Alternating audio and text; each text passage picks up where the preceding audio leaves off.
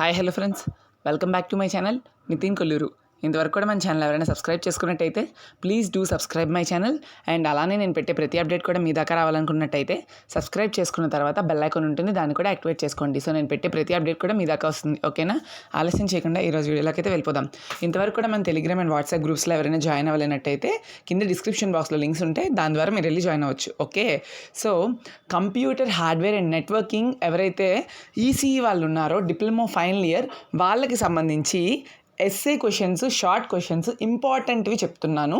So ఈ questions చదువుకుంటే మీరు అట్లీస్ట్ పాస్ అయ్యేటట్టుగా అయినా మీకైతే క్వశ్చన్స్ అనేవి ఖచ్చితంగా వస్తాయి. సో నేను చెప్పే క్వశ్చన్స్ అన్నీ మీరు చదువుకోండి, ఖచ్చితంగా అయితే పాస్ అవుతారు. నేను ఒక 20 క్వశ్చన్స్ చెప్తాను. సో టైం ఉంటుంది కాబట్టి మీరైతే ఈజీగా చదువుకోవచ్చు. కంప్యూటర్ హార్డ్వేర్ అండ్ నెట్వర్కింగ్ అనేది పెద్ద కష్టమైంది కాదు, మీరు ఈజీగా చదువుకోవచ్చు. కష్టమైంది కాదు అంటే ఎప్పుడు కష్టం కాదంటే ఒకటి క్లాసెస్ విని ఉండాలి, లేదనుకున్నట్టయితే ఆ కాన్సెప్ట్స్ మీద ఐడియా ఉండాలి. ఇంకా లేదు అనుకున్నట్టయితే మీ టెక్స్ట్ బుక్స్ నుంచి కానీ అదర్ పీడిఎఫ్స్ నుంచి కానీ మీరు చదువుకోండి. చదువుకున్నా కూడా డయాగ్రామ్ నుండి చూసి మీరు ఎలా అర్థం చేసుకొని మ్యాటర్ అంతే తప్ప ఇంకేం ఉండదు. సో చూసుకుంటే ఇప్పుడు మనకి కంప్యూటర్ హార్డ్వేర్ అండ్ నెట్వర్కింగ్ నుండి మీకు ఫస్ట్ సిలబస్ వెయిటేజ్ చూసుకుంటే 26 మార్క్స్ వస్తుంది ఫస్ట్ చాప్టర్, సెకండ్ చాప్టర్ 16 మార్క్స్కి, థర్డ్ చాప్టర్ 13 మార్క్స్కి, అండ్ ఫోర్త్ చాప్టర్ 26 మార్క్స్కి, అండ్ ఫిఫ్త్ చాప్టర్ 29 మార్క్స్. చాలా హయ్యెస్ట్ వెయిటేజ్ చాప్టర్. మీకు 28 మార్క్స్ రావాలి కాబట్టి అట్లీస్ట్ మీరు కొన్ని ఇంపార్టెంట్ క్వశ్చన్స్ చదవాలి. లేదనుకున్నట్టయితే first chapter, third chapter, okay, first chapter, third chapter చదివితే అన్ని క్వశ్చన్స్ A to Z ఏది వదలపెట్టకుండా చదివినట్టయితే పాస్ అవుతారు. ఫస్ట్ చాప్టర్, థర్డ్ చాప్టర్, ఎందుకంటే first chapter 26 and third chapter 13 అంటే 39 మార్క్స్. సో ఇలా వద్దు అనుకున్న వాళ్ళకి ఇంపార్టెంట్ క్వశ్చన్స్ అయితే చెప్తాను.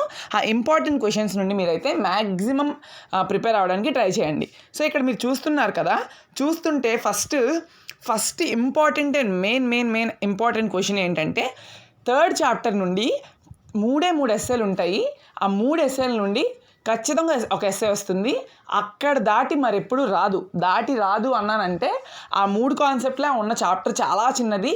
ఆ 3 కాన్సెప్ట్లే దాంట్లో ఉన్న ఎస్సేస్ కూడా చాలా అంటే చాలా ఈజీగా ఉంటాయి ఎస్సేస్.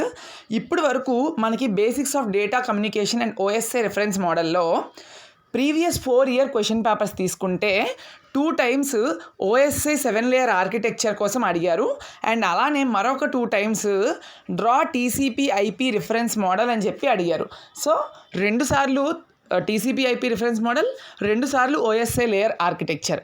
సో ఈ ఇయర్ ఇదే ఇస్తారని గ్యారంటీ లేదు కాబట్టి మరొక ఇంపార్టెంట్ ఎస్సే ఉన్నది. ఇది కూడా చాలా easy. Explain bus star ring network topologies. ఇదే థర్డ్ ఎస్సే. ఈ 3 చదువుకోండి, ఖచ్చితంగా ఒకటి వస్తుంది. మీరు కనుక మేము చదువుకోవడానికి చాలా కష్టంగా ఉంది అనుకున్న వాళ్ళు ఏం చేస్తారంటే ఇప్పుడు నేను చెప్పిన వాటిల్లో 3టికి కూడా డయాగ్రామ్స్ ఉంటాయి. డయాగ్రామ్స్ అయినా ప్రిపేర్ అవ్వడానికి ట్రై చేయండి. మ్యాక్సిమం డయాగ్రామ్స్ అయినా ప్రిపేర్ అవ్వడానికి ట్రై చేయండి.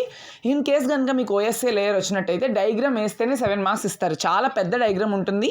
7 లేయర్స్ ట్రాన్స్మిటర్ దగ్గర, 7 లేయర్స్ రిసీవర్ దగ్గర ఉంటుంది కాబట్టి పెద్ద డయాగ్రామ్ ఉంటుంది కాబట్టి మార్క్స్ అన్ని వాటికి అలాట్ చేయడం జరుగుతుంది.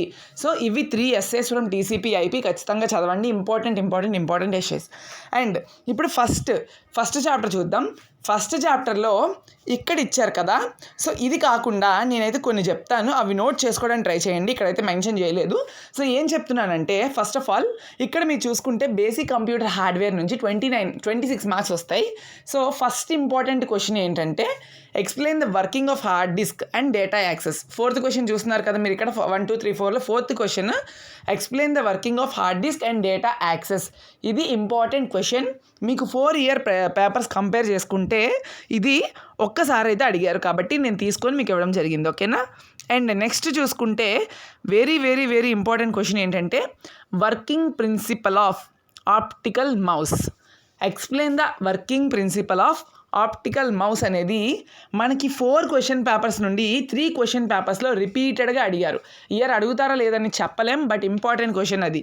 సో ఫస్ట్ క్వశ్చన్ ఏమో హార్డ్ డిస్క్ కోసం, సెకండ్ క్వశ్చన్ ఏమో ఆప్టికల్ మౌస్ కోసం, థర్డ్ క్వశ్చన్ చూద్దాం. ఇప్పుడు థర్డ్ క్వశ్చన్ ఏంటంటే explain the working of LED monitor. ఇక్కడైతే లేదు, నేను చెప్పేది వినండి. Explain the working of LED monitor. So data hard disk and its data access ఒకసారి అడిగారు ప్రీవియస్ క్వశ్చన్ పేపర్స్ 4 తీసుకున్నప్పటికీ, అండ్ ఆప్టికల్ మౌస్ని 3 times అడిగారు 4 క్వశ్చన్ పేపర్స్ నుండి. అండ్ కమింగ్ టు ఇప్పుడు చెప్పిన ఎల్ఈడి మానిటర్ వర్కింగ్ అనేది మనకి 4 క్వశ్చన్ పేపర్స్ నుండి 2 క్వశ్చన్ పేపర్స్లో అడిగారు. సో ఈ 3 చదువుకుంటే అట్లీస్ట్ 2 essays రాకపోయినా 1 essay అయితే డ్యామ్ షూర్, 1 essay అయితే ఖచ్చితంగా వస్తుంది. ఈ 3 నుండి ప్రతి ఇయర్ అడిగిందే, ప్రతి ఇయర్లోని 3 అడిగిన కొన్ని సందర్భాలు ఉన్నాయి, లేదా 3 నుండి అట్లీస్ట్ ఒకటైనా అడిగిన సందర్భాలు ఉన్నాయి. ఆల్రెడీ మీరు ఇందాక 3 చదివారు కదా, అక్కడ 10 మార్కులు వస్తాయి. ఇక్కడ 3 చదవండి, మరొక 10 మార్కులు అయితే వస్తాయి. అండ్ అలానే మీరు చూసుకుంటే సేఫ్ సైడ్ చెప్తున్నాను. Explain the specification of processor ఉంది కదా అది, అండ్ అలానే list the features of DDR2 SDRAM, DDR3 SDRAM. ఇలాగ డిఫరెంట్ క్వశ్చన్స్ని AB బిట్ కింద ఇది అడగొచ్చు. ఇది ఇంపార్టెంట్ క్వశ్చన్.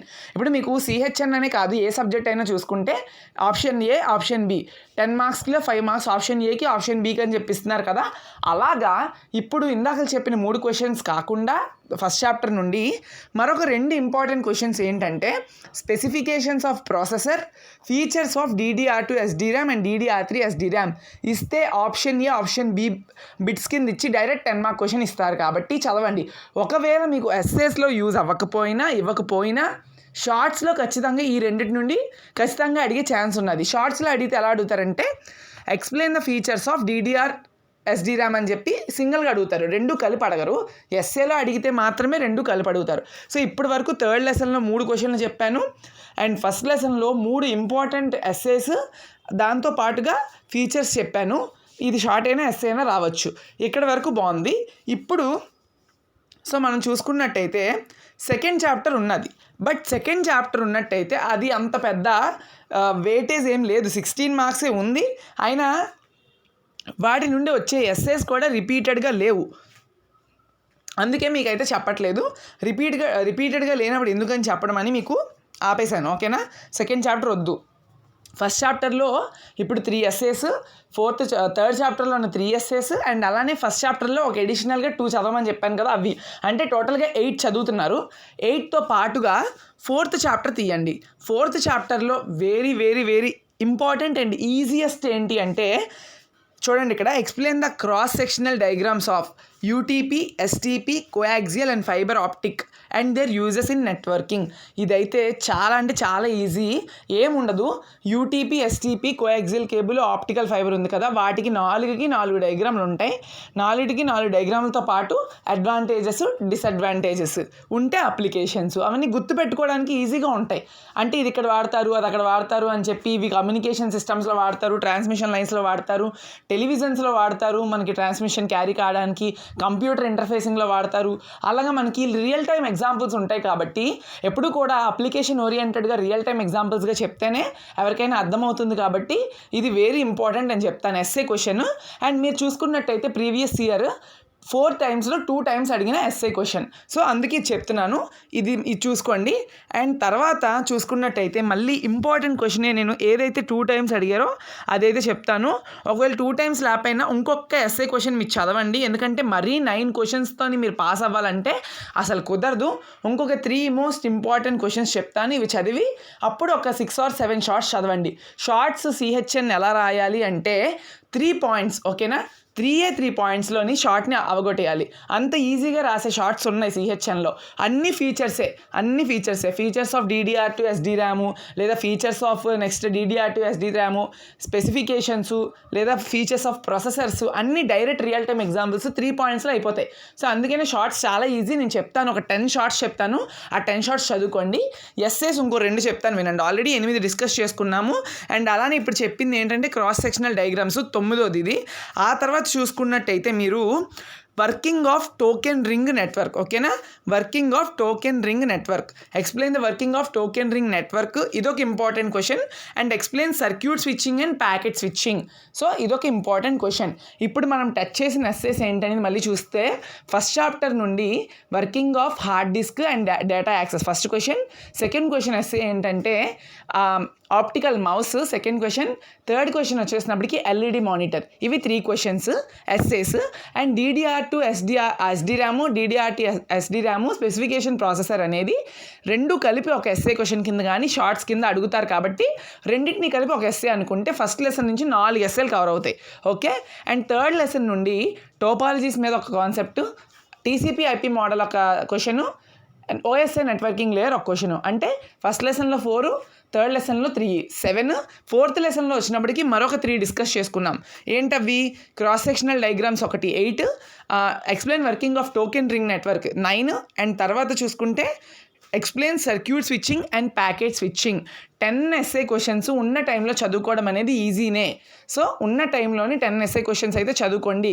ఎందుకు చెప్పాను ఈ 10 అంటే ఖచ్చితంగా చెప్తున్నాను, ఫస్ట్ లెసన్లో చెప్పిన 5 ఎస్ఏల్లోని మీ అదృష్టం అంటే 2 వచ్చేయచ్చు, లేదా ఈవెన్ సింగిల్ అయినా వస్తుంది. అండ్ థర్డ్ చాప్టర్లో అయితే పక్కాగా 10 మార్క్స్ వచ్చేస్తాయి 3 చదువుకుంటే. సో 20 మార్క్స్ వస్తాయి.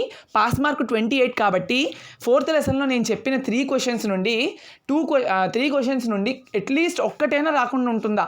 ఒక్కటైనా వస్తుంది. ఎక్కువ కాన్సెప్ట్లు కూడా లేవు. సో ఒక్కటైనా వస్తుంది కాబట్టి 30. ఒకవేళ మిస్ అయినా నేను ఇప్పుడు షార్ట్స్ చెప్తాను, షార్ట్స్ చెప్పిన దానిలో మీరు ఈజీగా పాస్ అవ్వచ్చు. సో షార్ట్స్ ఏంటి అనేది ఇంపార్టెంట్వి మీకు చెప్పడం జరుగుతుంది. చూడండి జస్ట్ ఒకసారి. సో షార్ట్స్ చూసుకున్నట్టయితే, సో ఫస్ట్ చాప్టర్ నుండి స్పెసిఫికేషన్స్ ఆఫ్ LED చాలా రిపీటెడ్గా అడుగుతున్న షార్ట్ క్వశ్చన్. ఓకేనా? Specifications of LED. Okay, and ఆ తర్వాత సెకండ్ షార్ట్ ఫస్ట్ చాప్టర్ నుండే functions of chip sets. Okay, functions of chip sets.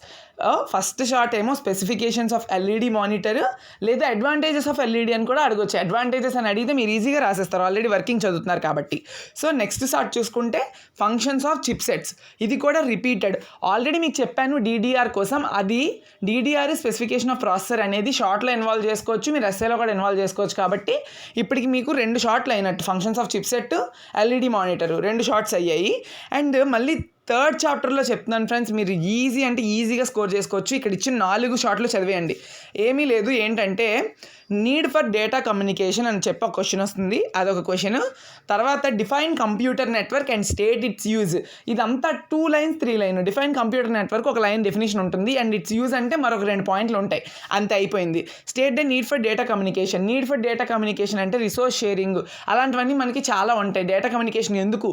So అలాంటిదంతా ఒక 3 పాయింట్స్లో అయిపోయింది, ఈజీ క్వశ్చన్. తర్వాత మనం ఆల్రెడీ SI చదువుతాం కదా, SI చదవండి. అందుకనే TCP/IPకి OSIకి చదివాం కదా 2 ఎస్ఏలు. ఆ 2 ఎస్ఏల నుంచి మీరు ఇక్కడ షార్ట్ చదివినా చదవకపోయినా కంపారిజన్ అడుగుతాడు.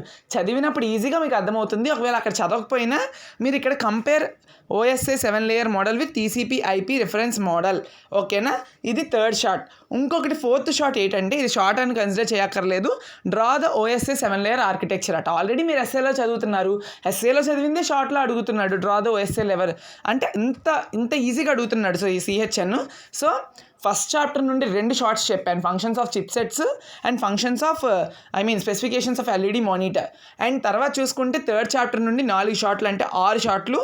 ఆ తర్వాత ఫోర్త్ చాప్టర్లో షార్ట్స్ చెప్తాను. ఇవి కొంచెం బాగుంటుంది మళ్ళీ చదవడానికి కూడా, మీకు ఇంపార్టెంట్వే చెప్తాను. ఫోర్త్ చాప్టర్ నుండి state the use of repeater hub, ఇదొక క్వశ్చన్. తర్వాత మనం చూసుకున్నట్టయితే differentiate between repeater, switch, bridge. So మీకు ఇదెందుకు చెప్పానంటే ఒక్క నిమిషం వినండి. State the use of repeater hub అనేది ఖచ్చితంగా చదవండి. And differentiate between repeater, switch, bridge.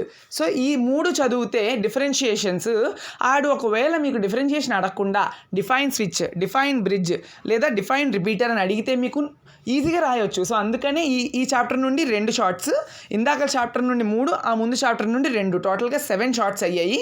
ఇంకొక 2 షార్ట్స్ ఏంటంటే define term intranet and internet. అన్ని డెఫినేషన్లే. మీరు ఒక పేజ్ తీసుకొని దానిలోనే మొత్తం అన్ని షార్ట్స్ కవర్ చేసుకోవచ్చు. ఒక 1 అవర్లో అయిపోతాయి shorts. So define internet and intranet. And తర్వాత చూసుకున్నట్టయితే compare the features of TCP and UDP. ఈ 2 చదువుకోవడానికి ట్రై చేయండి. ఓకేనా? సో ఇంతవరకు చదువుకుంటే అట్లీస్ట్ నేను చెప్పిన 10 షార్ట్లు, ఇందాక చెప్పిన 10 ఎస్ఐలు, 20 క్వశ్చన్లతోని మీరు ఈజీగా CHNని పాస్ అవ్వచ్చు. నేను ఆల్రెడీ మీకు ఎనాలిసిస్ కూడా చెప్పాను, ఎలా పాస్ అవుతాము అని మొత్తం అన్నీ చెప్పాను. కాబట్టి థర్డ్ చాప్టర్ ఆల్మోస్ట్ చదివేస్తున్నారు. ఫస్ట్ చాప్టర్లో కూడా 3 ఎస్ఐలకి అట్లీస్ట్ ఒక చాప్టర్ రావచ్చు, ఒక ఎస్ఏ రావచ్చు. అండ్ ఫోర్త్ చాప్టర్ నుండి నేను చెప్పిన 3 ఎస్ఏల నుండి ఒక ఎస్ఏ రావచ్చు. అండ్ నేను ఇప్పుడు చెప్పిన షార్ట్స్ కూడా మ్యాక్సిమం వచ్చే స్కోప్ ఉన్నది. ఇంకా కనుక మీకు కనుక ఏమంటారంటే మీకు ఇంకా ఓపిక ఉన్నట్టయితే షార్ట్స్ అన్నీ చదివడానికి ట్రై చేయండి. అన్ని డెఫినేషన్లు ఉన్నాయి కాబట్టి అట్లీస్ట్ టచ్ చేయడానికైనా చేయండి. లేదా ఇప్పటివరకు నేను చెప్పిన ఇంపార్టెంట్ అయితే చదవండి. ఓకేనా? That's about computer hardware and networking related to మనకైతే చెప్పడం జరిగింది. ఓకేనా? ఈ వీడియో కనుక నచ్చినట్టయితే లైక్ చేయండి, మీ ఫ్రెండ్స్తో కూడా షేర్ చేయండి. Thank you friends, thank you for watching this video. By by.